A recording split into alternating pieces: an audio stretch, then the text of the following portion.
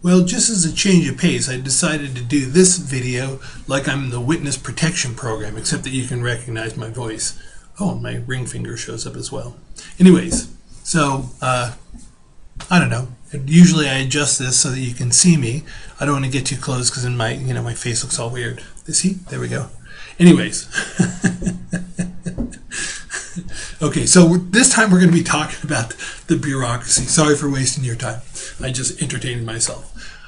We're going to talk about the bureaucracy. And one of the things that I'd like to point out before we talk about the bureaucracy is that oftentimes when people talk about the bureaucracy or bureaucrats, they think about the bureaucracy and it has a negative tone to it, a negative sort of connotation. And so I'll talk a little bit about more about that in a second. But I want you to sort of take the idea of bureaucracy, and if bureaucracy or bureaucrats, and if that's something that strikes you as negative, let go of all that, because bureaucracy or bureaucrat is really just a description of somebody in the government. And so I want to describe who these people are. So to do that, I have to explain what a bureaucracy is. So let's get started. This is the way the process works. We've gone through this quite a bit. Congress goes ahead and passes a law, passes a bill, they bring it to the president's desk, the president signs it, and then it becomes a law. And then the president executes the law, meaning he carries out the law. That's where it executes comes from. He doesn't kill the bill, doesn't kill the law, he executes it, he carries it out. And that's why we call him the executive. It all comes from that same word of he's executing the law. Now, the president doesn't do the work himself, whatever the law happens to be. He assigns that work other people to do the work. So, for example, I think we talked about it before about if the federal government decided to go ahead and change the speed limit laws. That's really a state function. So let's imagine that the federal government basically bribed the states to change all the speed limit laws from 65 miles an hour to 55 miles an hour. If they succeeded in doing that, and so it's like, okay, everybody's going to change their sign, the signs are all going to be changed. It's not like the president would snap on a tool belt and go, hey, look, I got to go change some signs, I'll be right back, and he goes, right? Because the president isn't going to do that work. The people who work in the bureaucracy are the people who do the work when there's a law that's passed. So the bureaucracy, those are the people in the bureaucracy are the people who do the actual work. So if you look at your lecture notes, if the federal government, if there's a federal government, if there's a law, a federal law about having to do something with job safety, then the people who work at OSHA, the Occupational Safety and Health Administration, they're the ones who are going to carry out the law. Those are the people who are going to do it. If Congress passes something having to do with aviation, having to do with flying, from airports, either the Federal Aviation Administration, the FAA, or the TSA, the Transportation Safety Administration, one of those two parts of the bureaucracy are going to carry out the law. Okay, and so that's the way it is. Congress passes a law, they give it to the president executes the law, but he's not doing the work himself. He's going to go ahead and he's going to give that work to other people to do. It's the same thing at the state level. If there's a state law that's passed having to do something with driving, some rule, maybe they change the age at which you're allowed to drive, then what's going to happen is the Department of Motor Vehicles, which is part of the state bureaucracy, is going to go ahead and it's going to carry out that law, and it's going to be up to the governor to go ahead and execute the law, and he's going to do that by giving it to the proper department and people to carry it out. So that's what, that's not a horn, by the way, that's a pen. Okay, so that's the way it works. They're the people who actually do the work.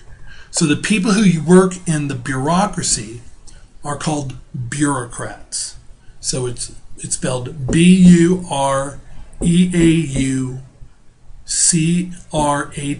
bureaucrats. And a lot of times when you hear people talk about bureaucrats, they use it in a very, very negative way, very negative connotation. It's not intended to be negative. It's just a description. It's just a description of people who work in the bureaucracy. So my neighbor lives across the street, good guy. We were sitting talking one day, and he was railing on and on and on about bureaucrats. And he works for the Army Corps of Engineers. And I said to him, wait a minute, who do you work for? And he said, the Army Corps of Engineers. And I said, who signs your check? And he says, the Department of Defense. And I said, you are a bureaucrat. And it was as if I'd called him an asshole, because he was like, "Whoa, Phil," and he got all pissed off. And I'm like, no. That's not intended as an insult. I'm just telling you that technically speaking, you are a bureaucrat. You work for when the government passes safety laws. You're the guy who goes out and enforces them. That's what you are. You're a bureaucrat. And he didn't like that, but at least he knew I wasn't insulting him. So bureaucrats. When we think about the word bureaucrats, at least in this class or in that video or whatever you call this thing that we're doing via video, bureaucrat is value neutral. Value neutral. And that just means that it's not a positive thing. It's not a negative thing. It's just a descriptive thing. Just like this pen. I like this silhouetting thing. That pen, this pen, if I call this a pen, that's a value neutral thing. It doesn't mean anything good or bad. It's just a description. And the same thing with the flower back there, the orchid that my wife got me. It's the same thing is true about bureaucrats. So with that in mind, I want to start talking about the organization of the bureaucracy. Now we're going to focus most of our attention on the federal bureaucracy, but everything that I'm saying is true about the about state bureaucracies and even local bureaucracies too. They're organized differently, they have different names, but the same process is unchanged.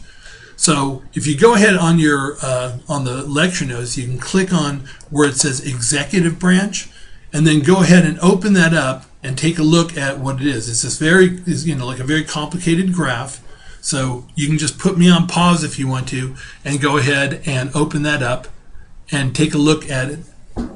And what you'll see is that, and if you have to, just go ahead and pause me while you get it up, that it shows the three branches of government at the very top. You can see the legislative branch on the left, the judicial branch on the right, and then you can see the executive branch.